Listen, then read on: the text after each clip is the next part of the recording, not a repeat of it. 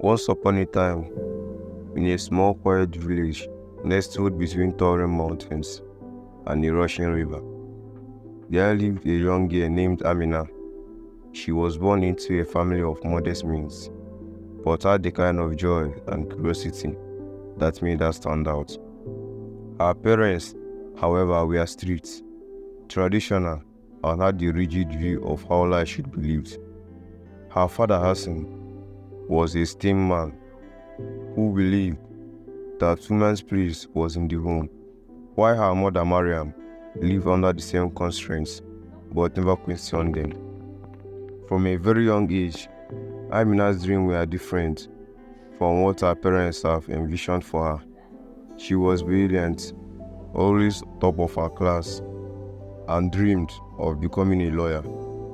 She wanted to fight for justice, particularly for women like her mother, who had never had the opportunity to live her own terms.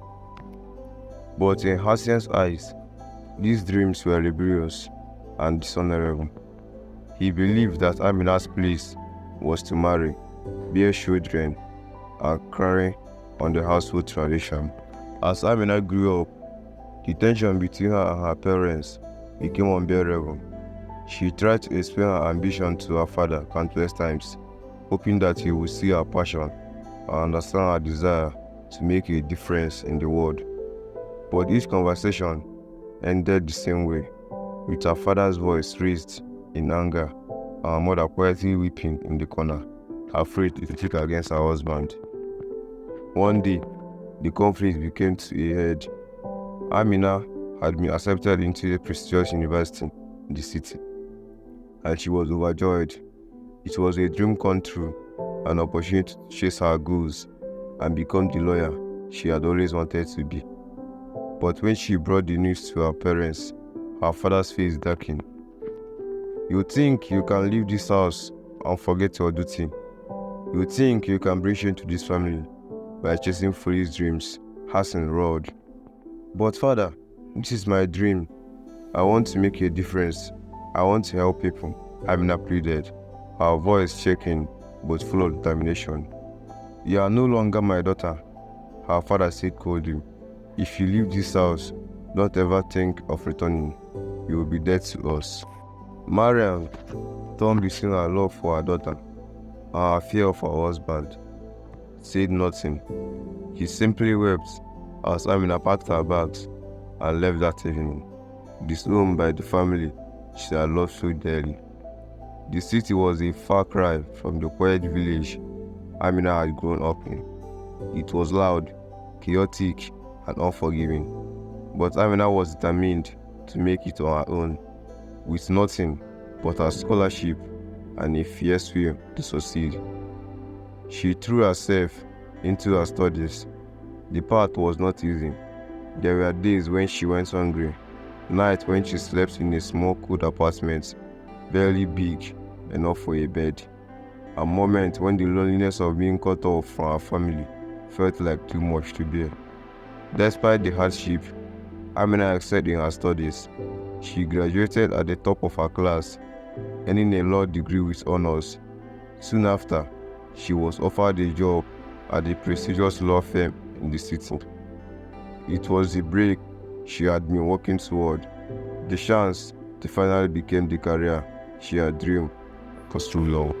Over the years, Amina became a fierce and respected lawyer, known for her dedication to fighting for the rights of the oppressed, particularly women who were in situations similar to her mother's. Her reputation grew, and so did her success. She bought a beautiful house, created a network of close friends who had become like family, and was finally living the life she had once only dreamed of. But despite all her success, Amina's heart ached for the family she had lost. She often thought of her mother, wondering if she was safe, if she was happy, or if she had ever thought about her daughter after all these years. And though she had been disowned, Amina couldn't forget the love she once had for them. One day, after many years of silence, Amina received an unexpected letter. It was from her younger brother, Yusuf, who was still living in the village. His letter was short but full of emotion. He explained that their father had fallen gravely ill, and the family was struggling to pay for his medical bills. The once proud man, who had refused to allow his daughter pursue her dreams, was now bedridden, unable to work or provide for the family.